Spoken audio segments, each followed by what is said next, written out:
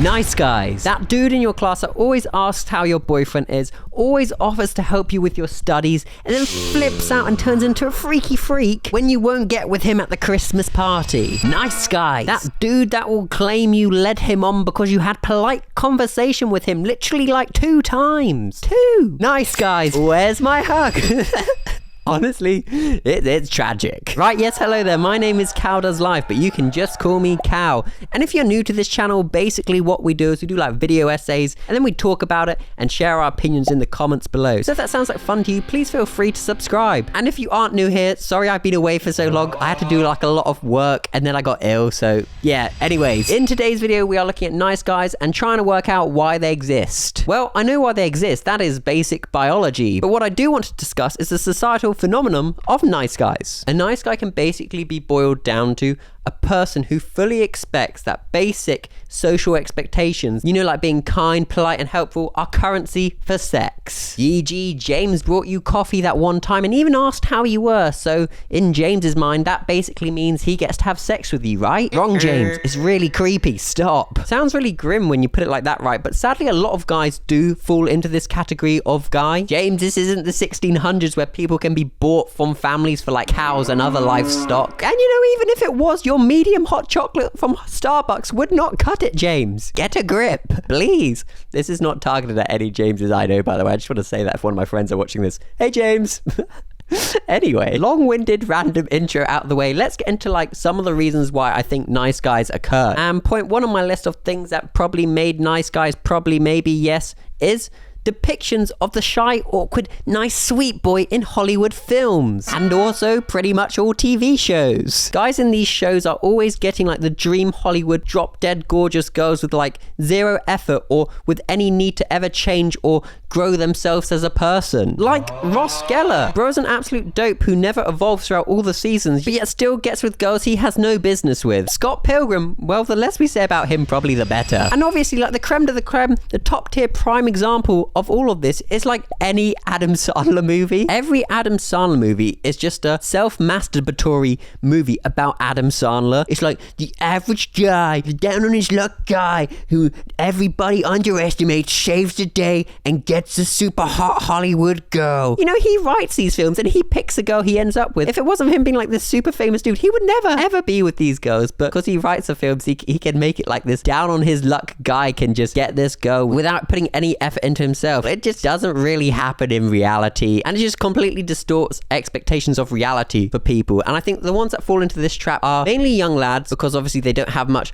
worldly experience, so they have to kind of base their expectations for life on movies. So a lot of like, I feel like the young nice guy lads, the ones that are like probably in their teenage years, will grow out of this because they're just basing their social expectations on courting or whatever you want to call it on movies. So it's understandable. And I probably feel like the other ones that fall into this trap of being like, maybe if I'm the nice, cute, sweet guy, girls will want me, is like unsocialized adult men, and that's a real dangerous one, because if you're like unsocialized, and the internet term would be not touching grass, you do just end up basing your expectations to life on what you see on social media and in movies. And of course, anyone with a brain cell knows that social media isn't really a good example for what reality is, because we know most people just put their best aspects of their life on social media. So I can really see how for like an unsocialized man, that must blur their expectations of what's achievable for them. But like, buddy, look, if you're obsessing over this girl on Instagram that's got millions of followers and you think you've got a chance because you're like 6'2" and you've got a positive candle too, you've got no hope. Like, go outside and just like stop obsessing over some random girl on the internet you don't know or will never know. Like, just go live and exist. But we digress. The point is, these young guys and unsocialized men have these characters as their role models, because why not? They can relate to these characters in a lot of ways. They're probably average in looks, they're probably shy, awkward, and you know, don't have amazing life prospects. That is a very relatable character for most people, right? Because most people are just normal people. So when you see this character get with like this bombshell dream girl, you're gonna be like, maybe there's hope for me. I don't know why I'm like anime caricaturizing these people. I'm so sorry. But like, in reality, the world does not work like that at all. So then these men obviously get very frustrated and like toxic because the world is not treating them like their characters they can relate to in Hollywood films are treated. Women don't fawn over them like they do in the movies. In reality, you've got to put in effort and grow yourself as a person throughout life, right? Basic hygiene, being kind, generally just for being kind and for the good interest of being kind, having a good dress sense, all of these things, it all adds up to a hill of beans, and it probably will make you feel better in the long run, right? And I think this kind of naturally brings me on to my second point, that like a lot of men at their core genuinely believe that women owe them something. You know, like in their smooth brains with their cogs slowly churning and burning together, the only cohesive thought they can think is, if someone nice to someone else, it must mean they want to sleep with other person, right? No, not in reality at all. Most well-rounded functional humans are just polite and nice to each other, and it's not to do with being like deemed societally attractive or whatever. It's just the average human is just fundamentally nice. You probably just got so lost along the way because you've just consumed so much media and not actually had enough real world experiences that you've got this bias in your head, which is so far from reality. And then I feel like when men get so far into the nice guy routine, any social interaction they have can only be seen through the lens of a nice guy. Like in bro's head, he thinks a girl likes him because she's being nice and polite, but hasn't even considered the fact that in a lot of scenarios, girls will be polite and kind because they are uncomfortable. So they use being polite and kind as a form of protection. Men in current society are understandably considered scary. You know, you see women getting killed for like trying to turn down guys or having stalkers just because they upload pictures to the internet. Guys think they have a right to these girls. How many women are domestically abused? It's so obvious why women would be overly nice to men, because if they choose the honest route, they get hurt. So they're like, maybe if I'm just nice to this creepy guy, I can get out of this conversation safely. Then of course these creepy ass nice guys will get angry and rageful when these girls don't actually want to date them and they feel led on because she was nice to me. Bro, she just said haha okay to whatever you said. She was being polite to get out of the situation. Read the room. Don't look so insular. Look at the bigger picture. Did you go up to the girl at the gym? You did. Did you ask for her number? Was she backed into the Smith machine so she had nowhere else to go? She probably didn't want to date you, did she, big guy? You were just being a weirdo at the gym where someone's just gone to better themselves and you're making it about you. Don't be weird. What I'm saying is probably don't hit on people at the gym, you know? It's quite a vulnerable place where people go to better themselves. And I think like another reason you've got to consider for like why nice guys occur is like just the general objectification of women in society, which, you know, leads these smooth brain men to just believe that women owe them sex. E.g. specifically sex workers get a really bad rap for this. A lot of men think just because someone's a sex worker, it means they're always up for sex, and you can just comment heinous things on their social media. You see it a lot with a lot of OnlyFans creators. Their comment sections are just so heinous. Just degenerate men that have consumed far too much porn in their life that has just rotted their brain completely. And that kind of brings me on to the point of like the huge rise in popularity and normalization of outlets such as OnlyFans. How easy it is to access pornography has led to more and more men seeing women as nothing more than sex objects. And because they've consumed so much porn and just rotted their brain with instant gratification instead of, you know, ever putting an ounce of effort into working on themselves, because they're lazy, instant joy seekers that have never ever thought of delayed gratification, they see absolutely nothing wrong with messaging girls they don't know horrific things of what they want to do with them sexually, or, you know, naked pictures of themselves. It's weird, it's creepy, it's not okay. Don't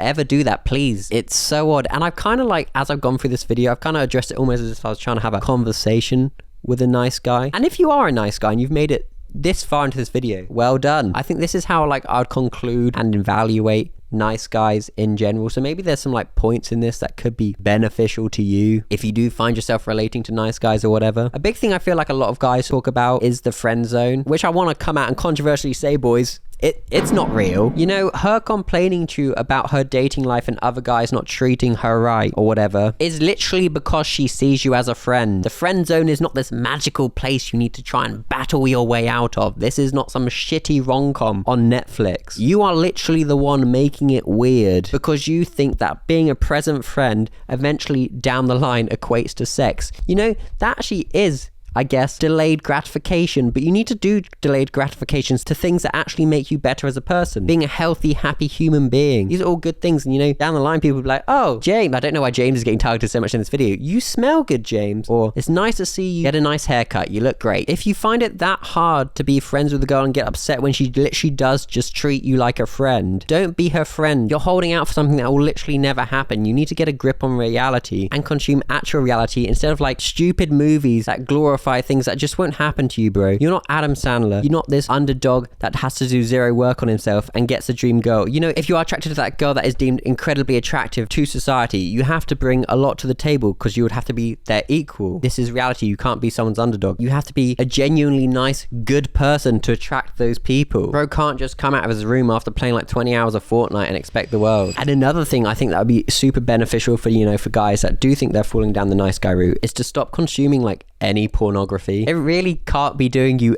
any good. And I think you could do like so many video essays on like the over-sexualization of society, because as a society we're so over-sexualized. You see it in like media. People sexualize the weirdest things, and I'm not trying to be like shaming people, but you've got people sending each other naked pictures to people they've never even spoken to. I think society's gone a bit too far on the liberation of sex, and maybe we need to take a couple of steps back. But I think that could be a big one for helping dudes that do sexualize every interaction they have with girls. Maybe if you stop watching porn and actually just went out into the world and spoke to people as friends and had that as your expectation, it would change how you perceive things in your head, so that you could actually have friends that are girls, or you would stop obsessing over certain girls that you've seen on Instagram that you don't actually know. You might actually be able to move past that and meet a girl and have a nice normal relationship or whatever, if that's what you want. And finally, in like a big roundabout way, I don't know if it's actually a roundabout way, but we digress. I would say that people genuinely do like nice guys, but I don't mean like these fakies or these phonies,